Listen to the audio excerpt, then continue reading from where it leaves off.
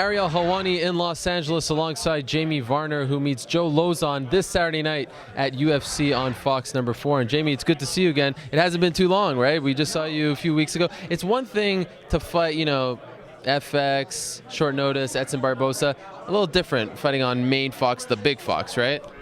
I'm not trying to put pressure on you or anything, but kind of different. Financially, yeah, it's better. Sponsorships are better when you're on network TV and you're going into over 200 million homes. But you know what? The funny thing is, you got the same walkout. You still got the big crowds, and all the cameras are in the same plates, and the lights are the same. Man, it doesn't matter if it's going in to one home or 200 million homes.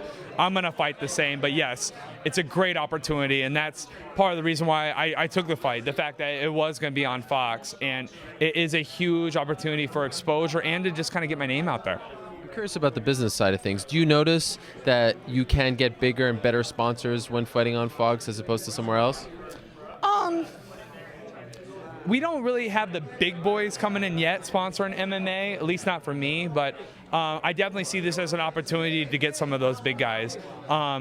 I've had a few of my sponsors that have been with me for a long time. They're still supporting me.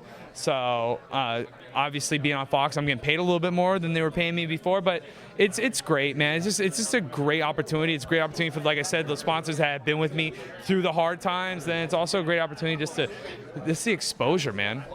Yeah. Did you kind of want to sit on that Barbosa win a little longer, celebrate a little more? Are you happy to get right back on the horse? You know what? I wanted to get right back on the horse because I didn't want people to think I was just a flash in the pan. I'm not here to be another player in the lightweight division. I'm here to be the coach. The coach as far as what? As everybody else is a player. I want to be number one. I want to be the guy. I like that analogy. You kind of lost me there for a second. Well, you know what? You can keep it and claim it as your own. Wow, very nice. All right, so what kind of shape were you in when you did get the call from the UFC? Well, I only took about a half week off after the Barbosa fight. Just let my leg heal. My leg was a little sore. But I had to start training with Jeremy Larson, who is on the Ultimate Fighter finale. So I started training with him. I was in Vegas for about, I think, a week after the Barbosa fight. And then I came right back into the gym that Monday, Tuesday to help Ben Henderson train for his Frankie Edgar fight. So I didn't really have any downtime. So when I got the call about this fight with Joe Lauzon, even though it was short notice, I was still in shape. The only problem I see is not having the mental break. It's nice to go through a training camp, relax, rest, mentally just kind of get away from the sport a little bit. But, I wanted to ride this wave. I got a lot of momentum behind me. And the opportunity to be on Fox, like I said earlier, is just great. So I want to get right back on the horse. To answer your question, I want to get right back on the horse. I want to get in there and win. I was thinking I would fight in like October, November. But the fact that this fight came up and it's so close to Arizona, so close to home, why not? You talk about that momentum. How has life changed, if at all, for you since beating Barbosa? The thing is, no changes. Nothing. I just, I'm doing a little bit more interviews and I'm doing open workouts, but training's the same. I'm the same person. I'm not gonna let that stuff go to my head.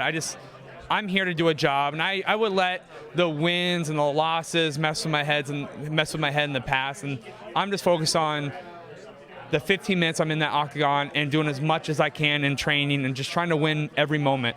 That's the only thing I can control is just trying to win the moment, live in the now, not really too worried about who's next, what happened in the past. Just want to fight, want to do my job, want to win, and start building that legacy.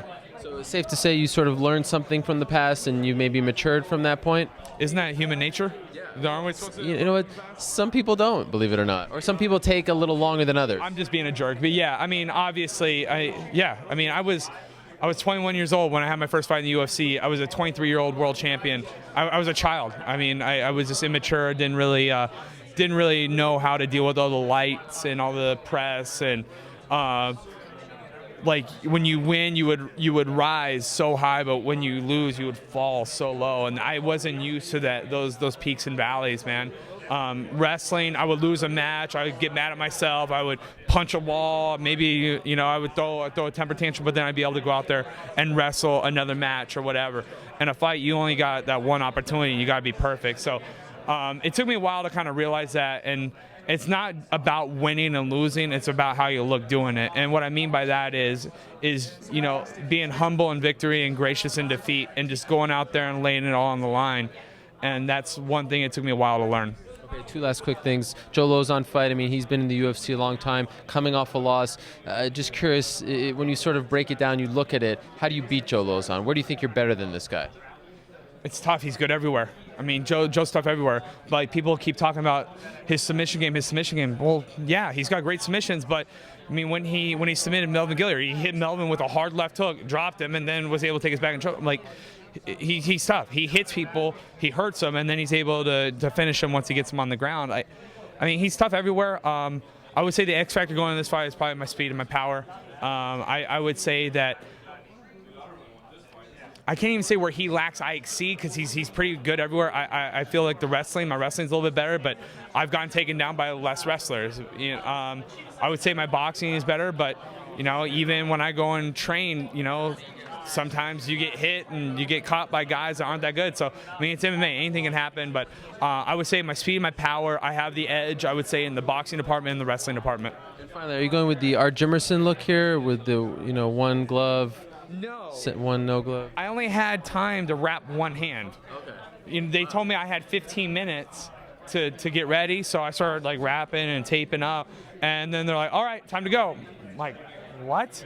I'm like, I need a couple more minutes. I gotta tape my other hand. They're like, "No, you gotta be out there in 2 minutes." So taped one hand and just wrapped my left one really good with my hand wraps and called it a day. All right. Well, good luck. Good to see you back, and we look forward to the fight very much. All right, thanks guys. Thank you so much.